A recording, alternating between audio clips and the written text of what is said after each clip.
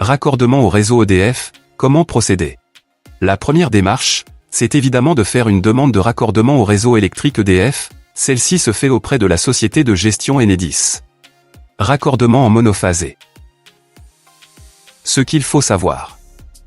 Enedis est responsable et propriétaire des lignes de distribution jusqu'au PDL, point de livraison, celui-ci est matérialisé par les bornes d'arrivée de l'énergie sur le disjoncteur de branchement.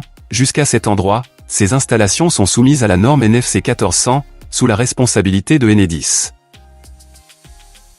Lorsqu'on réalise une construction neuve, ou bien la rénovation d'un habitat non desservi en électricité, deux cas se présentent pour le raccordement au réseau EDF, ils ont tous deux un rapport avec la distance entre le tableau de contrôle de l'installation domestique et le point de livraison Enedis, abréviation PDL.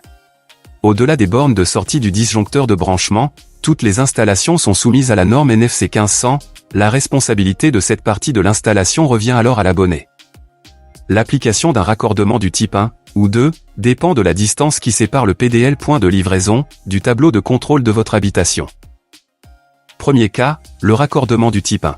Il est réalisable lorsque la distance entre le PDL, coffret de branchement Enedis, et le disjoncteur de branchement est inférieure à 30 mètres.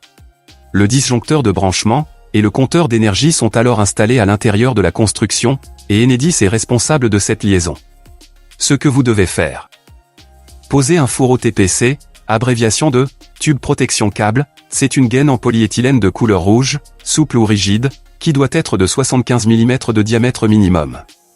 Cette gaine doit être posée au fond d'une tranchée suffisamment profonde, à 80 cm de préférence, 65 cm au minimum de profondeur.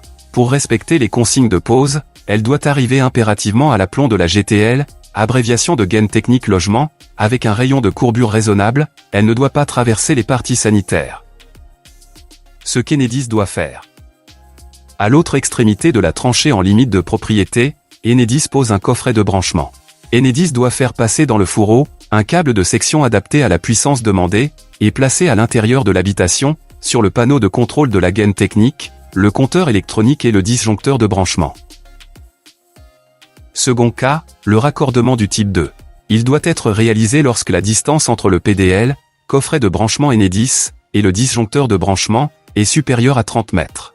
Le PDL sera dans ce cas en limite de propriété. Ce que vous devez faire. La liaison souterraine entre la limite de propriété et le tableau de contrôle doit se faire de façon identique au raccordement du type 1. Cette liaison est sous votre responsabilité, elle fait partie de votre installation électrique, et donc soumise à la norme NFC 1500, elle devra être visée par le CONSUEL, Comité national pour la sécurité des usagers de l'électricité.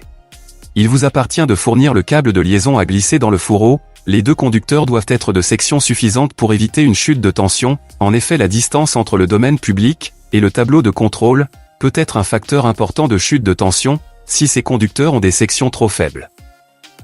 Vous avez le choix entre deux types de conducteurs, comportant une âme en cuivre, ou en aluminium. Les tableaux suivants vous permettront de choisir cette section, en fonction de la distance. Installation en monophasé. Conducteur âme en cuivre.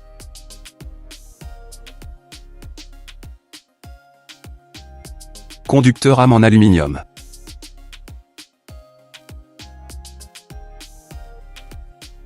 Installation en triphasé. Conducteur âme en cuivre.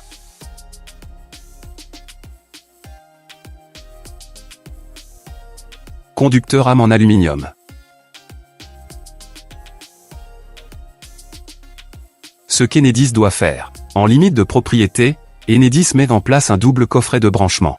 À l'intérieur de ce coffret double côté privé, Enedis installe le compteur électronique et un disjoncteur de branchement du type S.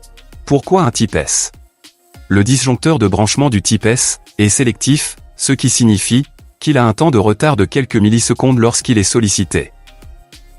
En installant à l'intérieur de l'habitation, comme coupure d'urgence sur le panneau de contrôle, un premier disjoncteur différentiel de même calibre mais non sélectif, donc instantané, cela permettra de ne pas se déplacer à l'extérieur pour rétablir le courant, car ce premier disjoncteur non sélectif réagira avant celui du coffret en limite de propriété.